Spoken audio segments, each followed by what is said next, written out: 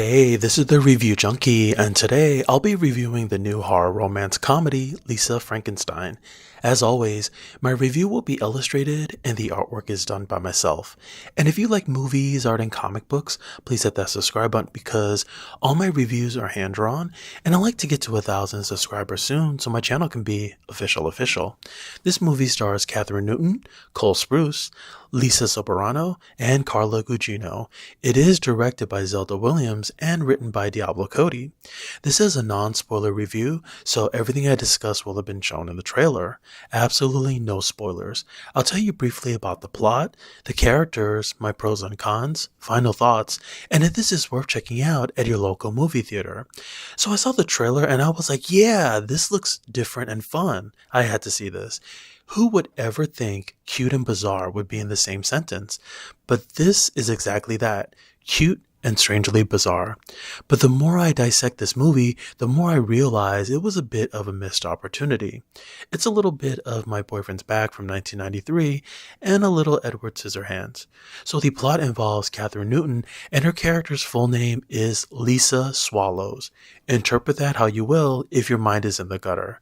And you know, between us, that actually used to be my nickname in college, but I stopped doing that. So no one calls me that anymore. I'm just kidding. Okay. So she's a wallflower, a bit odd as well, and reads books by the graveyard. And who does that? She also has a part-time job as a seamstress, which comes in handy later on, and like everyone in high school, she has a one-track mind. You know how that age was. Your body is going through changes, the hormones are shooting through the roof, and every girl wants to get with the boys and vice versa. And some girls want to get with the ladies, and some guys want to get with the guys, if you know what I mean. Okay.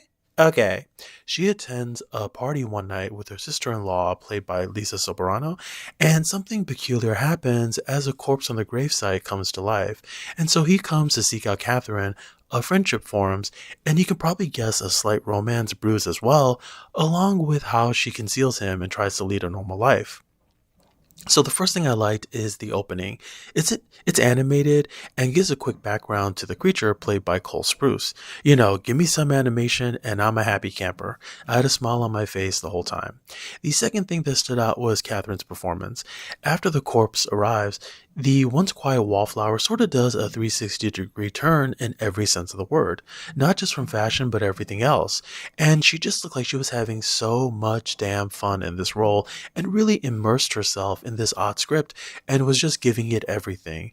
The role itself and some of the dialogue is rather juicy, and I can picture it being fun to say and do so many of the things that are asked, and she embraced it. Cole Sprouse fit the role of the creature rather well. He's in his 30s now, and that boyish look has shed away, and I think it works for him. I liked when his character cleans up a bit as we get closer to Act 3 because you can see more of his human face. It's unfortunate, but he doesn't get many lines, and I think it would have been great if he wasn't a true silent character and got more things to do. Next is Carla Gugino, who plays the bitchy mom from hell. She was so over the top, and it was extremely enjoying to watch. It's just always about her and nobody else. Everyone is second fiddle and she's in the limelight. Her hair, the fashion, and her lines were delivered pitch perfect, and I feel like everyone is written in such a way to outdo the other person in that 1980s silly slapstick kind of way. It keeps going up several notches as things progress.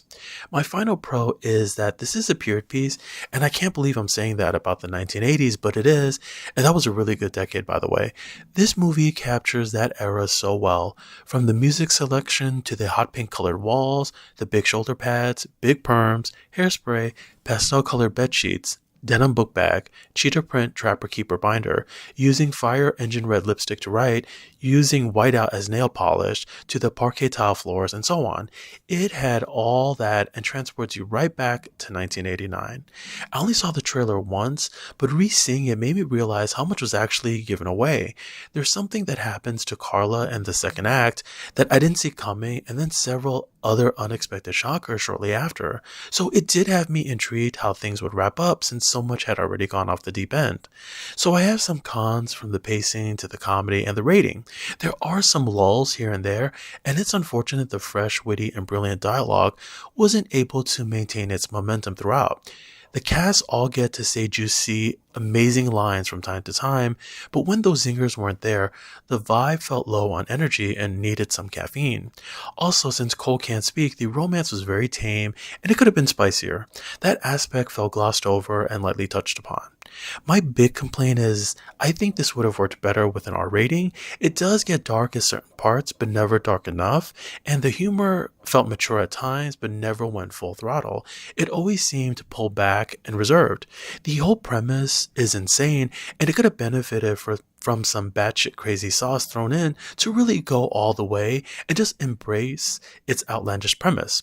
So this brings me to my final thoughts, and this gets a 7 out of 10 from me. I thought this was fresh and inventive to a certain degree, even though we've seen these types of plot devices about the dead being used before.